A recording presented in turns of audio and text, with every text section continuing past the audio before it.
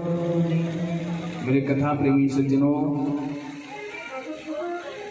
भक्ति भाव से बड़े ध्यान से एकाग्र मन से श्रीमद् भागवत कथा को सुने और समझे। जाओ 2 दिनों से प्राय यही समझाते चला आ रहा हूँ कि भागवत जी की कथा क्या है, भागवत जी की कथा कैसे सुननी चाहिए, भागवत जी की कथा को सुनने की विधि क्या है, पद्धति क्या है। भैया मैं वृंदावन से कथा सुनाने आया हूँ, ढकोसला करने नहीं आया हूँ। मुझे आप लोगों की परवाह नहीं है, आप लोगों को क्या अच्छा लगता है। अगर मैं स्पष्ट कह दूं, मैं गोविंद को कथा सुनाता हूँ। हाँ, मैं आप लोगों के जीवन में बदलाव लाने का प्रयास कर रहा हूँ। मेरा बस एक प्रयास है, छोटी सी कोशिश है। सुन लोगे, समझ लोगे, मेरी बात को मान लोगे, जीवन प्यारे बदल जाएगा, जीवन में प्रभाव आ जाएगा, जीवन जीने की शैली सीख जाओगे, पद्धति सीख जाओगे। बाकी भैया तुम्हारी मर्जी है, कथा सुनना चाहो तो सुनो, नहीं सुनना चाहते हो तो मैं जबरदस्ती नहीं ला सकता। मेरा काम है आप लोगों को समझाना, मैं अपना प्रयास कर रहा हूँ। मेरे प्यारे खड़गराम जी ग्राम निवासियों, याद रखना एक बात अपने जीवन में, घर में बैठ करके भागवत जी की कथा को सुनना चाहते हो क्या, समझना चाहते हो?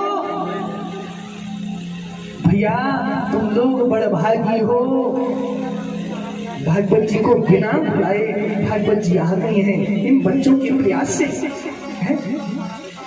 अगर अभी भी घर छोड़ करके बाहर नहीं निकल पाए, भागवत जी के पंडाल में नहीं आ पाए, अरे भैया कितनी बड़ी दुर्भाग्य की बात है।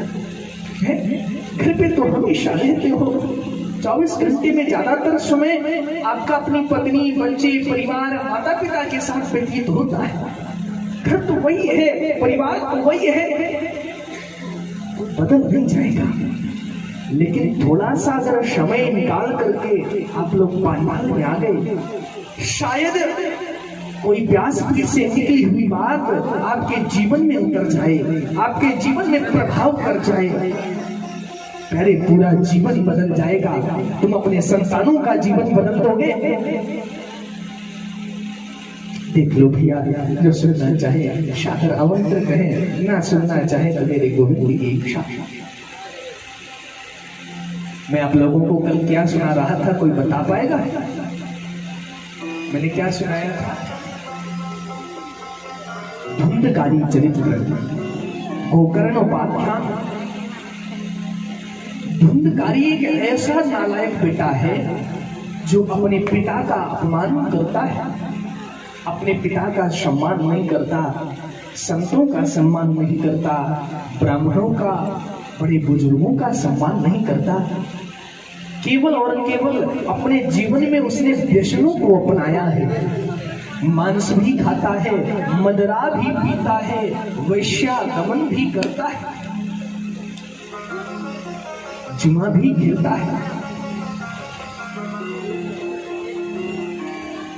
इसके पिता आत्मदेव जी महाराज ने जब इसको समझाने का प्रयास किया, मेरे माई बाप ये अपने पिता को धमका देता है, डांट देता है। अरे तुम क्या जानो, ये तो सब मॉडर्न जमाना है, यहाँ तो ये सब चलता है, यहाँ तो आज के फैशन में ये सब चलता है। धीरे धीरे भैया समय व्यतीत होता है। आत्मदेव जी महाराज अपने बच्चे से बहुत ज्यादा दुखी थे, परेशान थे, मन में विचार कर रहे हैं। उन संत भगवान ने मुझे ठीक समझाया था, भैया पुत्र किसी को सुख नहीं देता। पुत्र अगर कुपुत्र हो जाए, यश भी गवाएगा, सम्मान भी गवाएगा, पैसा भी गवाएगा, आपको कहीं का नहीं छोड़ेगा। आप अपना मुख नहीं दिखा सकते दुनिया को, ऐसा कर देता है। और अगर वही सुपुत्र है, उसको आपने अच्छे संस्कार दिए हैं, मेरे माई बाप, वो अपना तो नाम रोशन करेगा, अपने साथ में अपने माता पिता का, दादा परदादा, यहाँ तक कि उस व्यक्ति से जितने लोग संबंध रखते हैं, जितने लोगों का कनेक्शन होगा, उन सभी का सम्मान बढ़ेगा। इसलिए मैं प्रायः अपनी कथाओं में एक बात कहा करता हूं, अपने बच्चों को ऐसे संस्कार दो भैया, ऐसी शिक्षा दो, जरूरी नहीं उनको आप अपने साथ में लेके घूमना, पॉकेट में डालने की आवश्यकता नहीं है। अगर आपने संस्कार दिए हैं तो बालक कभी गलत काम नहीं करेगा, उसकी गलत कामों में कभी प्रीति नहीं होगी, रुचि नहीं होगी। गलत काम को देख करके वो ऐसे दूर भागेगा जैसे एक सर्प को देख करके हम आप लोग भागते हैं दूर। नहीं, काट लेगा भैया, ये सर्प है और अगर इसने काट लिया तो मृत्यु हो जाएगी। वो बालक भी यही सोचे भैया ये बुरी चीजें ना हमारे लिए नहीं बनी, हमारे लिए तो केवल दाल रोटी बनी है। सुंदर सा परमात्मा ने इतने सुंदर सुंदर पकवान दिए हैं, भोज्य पदार्थ दिए हैं, क्या मांस का भक्षण करना आवश्यक है? बोलो, मांस खाना जरूरी है? अरे हम किसी को जन्म नहीं दे सकते तो हत्या करने का अधिकार हमें किसने दे दिया? क्या हमें हत्या करने का अधिकार है? बोलो, नहीं है ना? भैया मेरे आवाज बढ़ाओ, थोड़ा सा आवाज बढ़ाओ। इसमें नहीं है क्या? बढ़ाओ थोड़ा सा। राधा श्री राधा, बहुत समझने का प्रयास करना। मेरी कोशिश है कि तुम्हें ऐसा अपनी व्यास पीठ से सुनाऊं, ऐसी मंगलमयी कथा सुनाऊं कि तुम्हारे जीवन में कुछ थोड़ा सा सत्संग का लाभ हो जाए, और वो लाभ वो काम करे, वो दवा काम ऐसी वो काम करे जिससे गोविंद के चरणों में प्रीति हो जाए। इस गांव के लोग अभी तक गोविंद की कथा से जो वंचित रहे हैं ना, आगे वंचित ना रहे, इनके जीवन में गोविंद की अमृतमयी कथा रसास्वादन करने के मौके मिलते रहे इन लोगों को। ऐसी मैं चटनी चटाना चाहता हूँ, ऐसी कथा रूपी जड़ी बूटी देना चाहता हूँ, और वो काम है मेरे गोविंद का। मेरी वाणी तो सोई हुई है, मेरी हिम्मत नहीं है राम शब्द भी बोल पाऊं। राम शब्द का अर्थ पता है?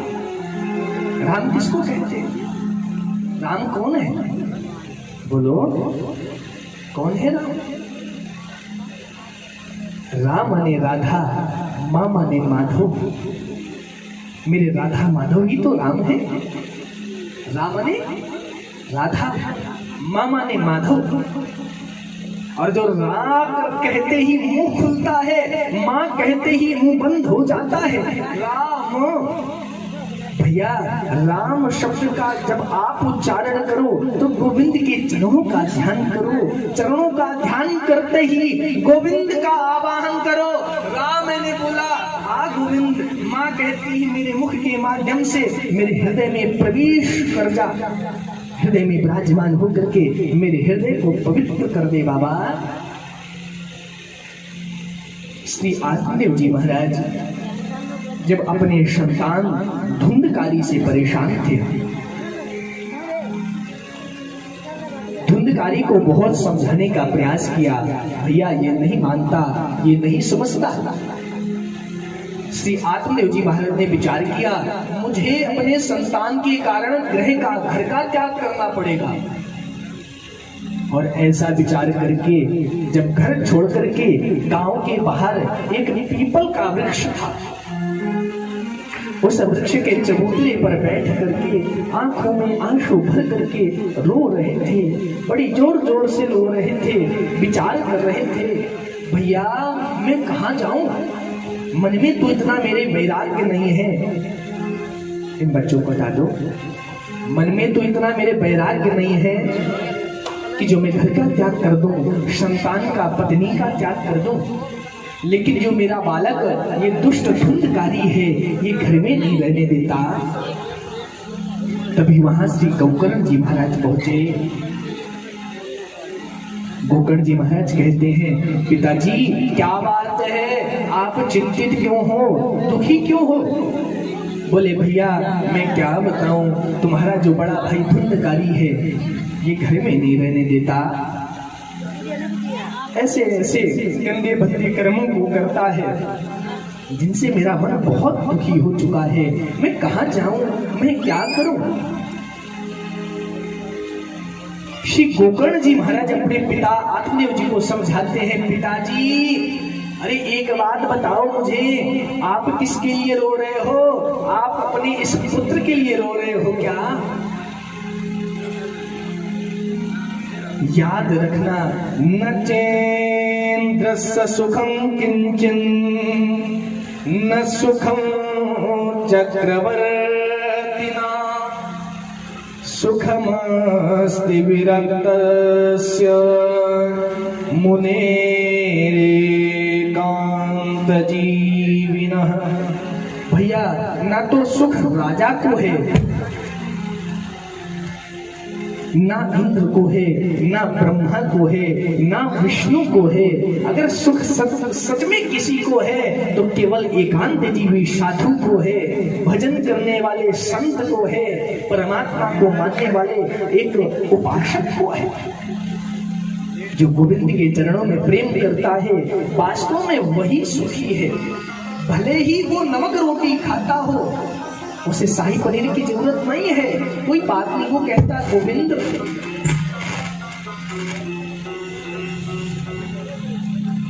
मैं तो नमक रोटी के लायक नहीं हूं, ये तुम्हारी कृपा है जो जीवन में मुझे ये भी मिल रहा है। मेरी औकात तो नहीं थी कि मुझे अन्न का ग्रास मिल जाए, लेकिन देखो तुम्हारी कैसी करुणा है, तुम कितने कृपालु हो, तुम कैसे दयालु हो।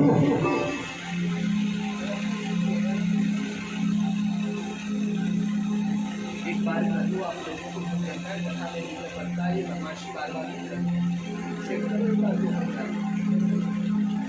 यहाँ पर बैठ के कथा मैं नहीं सुना रहा होता हूँ। मेरे श्रोताओं, आप लोग मेरी कॉपी हो, आप लोग मेरी डायरी हो, आप लोग मेरी पुस्तक हो।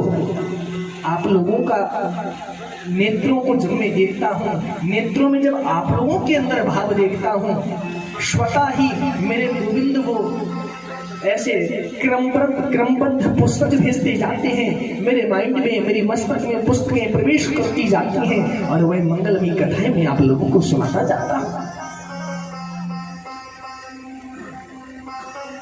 मेरे कथा प्रेमी सज्जनों,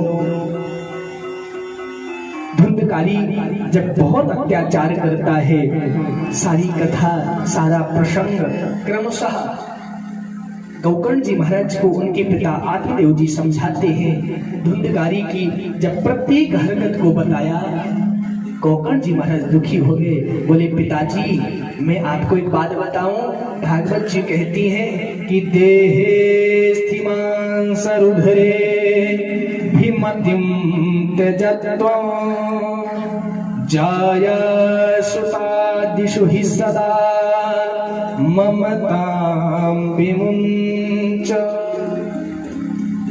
अगर आप ये सोच रहे हो हाड़मान सरुद्र का बना हुआ ये शरीर कितना सुकोमल है, कितना बहुमूल्य है, कितना कीमती है, पिताजी थोड़ा सा इस पे जो ऊपर झिल्ली चढ़ी है, पन्नी चढ़ी है, लिफाफा चढ़ा है, इस लिफाफे को काट करके देखो, अंदर ऐसा मांस का, रुधिर का, रक्त का और मज्जा का, हड्डी का ऐसा एक लुथड़ा निकलेगा जिसको देख करके आपको भी घिन आ जाएगा। आप उसका दर्शन नहीं कर पाओगे, उल्टी होना प्रारंभ हो जाएगा। ऐसा है शरीर। तुम अगर शरीर से प्रेम करते हो, शरीर से मोह करते हो, पिताजी ये आपकी पागल बनती है। और धनानि भूमौ पशवस्य गोष्ठे नारी गृहद्वारी जनः समसाने। आप विचार करो, आपने खूब खून पसीना बहाया, रात दिन मेहनत की, मेहनत करके जो पैसा कमाया, क्या वो आपके साथ जाएगा? जब मृत्यु हो जाती है भैया, वो धन यही पड़ा रह जाता है, वो सोना चांदी लॉकरों में रखा रह जाता है, साथ नहीं जाता।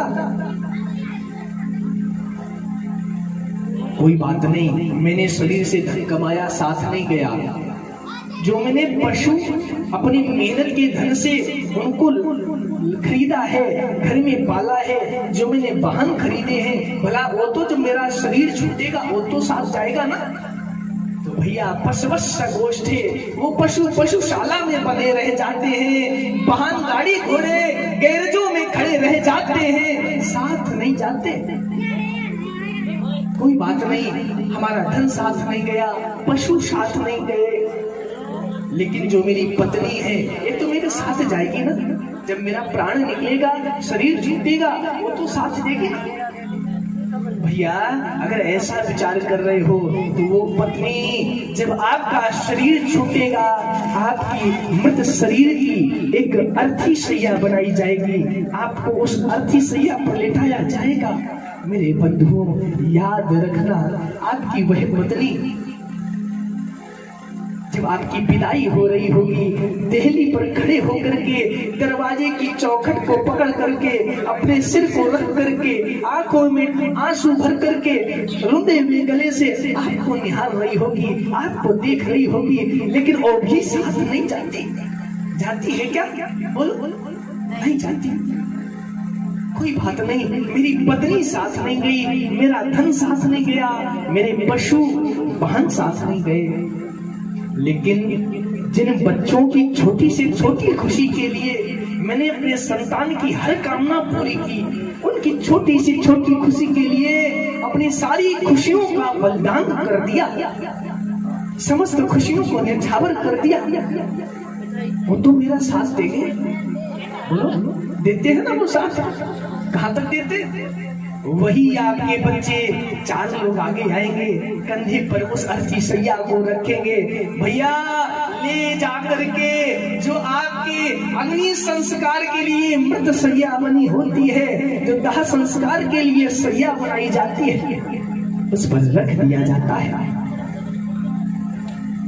वो आपका बेटा जिससे आप सबसे ज्यादा स्नेह करते हो, सबसे ज्यादा प्रेम करते हो, आपने उसे भूखा नहीं रखा होगा, चाहे आप स्वयं रह लिए हो। आपने फटे वस्त्रों को पहन लिया होगा, कोई बात नहीं, मैं तो पहन लूंगा, लेकिन अपने बच्चे को कपड़े फटे नहीं पहनाए होंगे।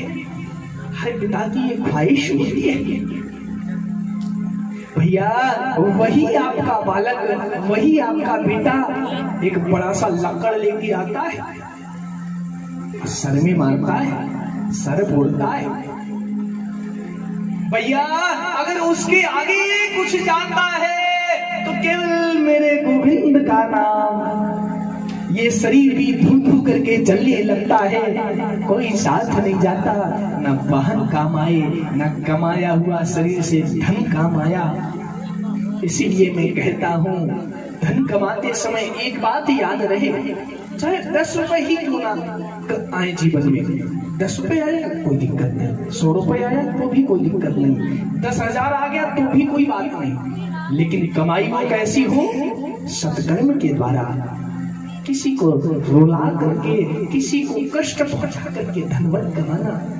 अगर किसी की आत्मा रोई ना, वो धन आपके परिवार को बिगाड़ देगा, आपकी संतान को बिगाड़ देगा। भैया इस दुनिया के लोभ में ना आकर के भगवान का निरंतर चिंतन करना चाहिए, गोविंद का चिंतन करते हुए अंत में गोविंद के परम पद को प्राप्त कर लेना चाहिए। एक संत बड़ा सुंदर भजन गाते हैं कि सज धज कर जिस दिन मौत की सहजाती आएगी, है परवाना लाएगी, ना सोना काम आएगा, ना चांदी आएगी। ये सारा कुछ दुनियादारी यहीं पर पड़ा रह जाता है, साथ नहीं जाता। कितनी भी कोशिश कर लो, कितना भी प्रयास कर लो, यही रह जाएगा। आओ हम सभी बड़े प्रेम से इस भजन को, संत की वाणी को गुनगुनाते हैं। आंख बंद करके एक बार दर्शन करना। संत का भाव बहुत पवित्र है, उनसे सीख ले कि अगर आपने मुझे गोविंद जी अपने चरणों में बुला लिया है ना, अब मैं तुम्हारा आशिक हुए बिना नहीं रहूंगा। इस भजन का मतलब यही है, भाव से सुनो। श्री वृंदावन बिहारी लाल की।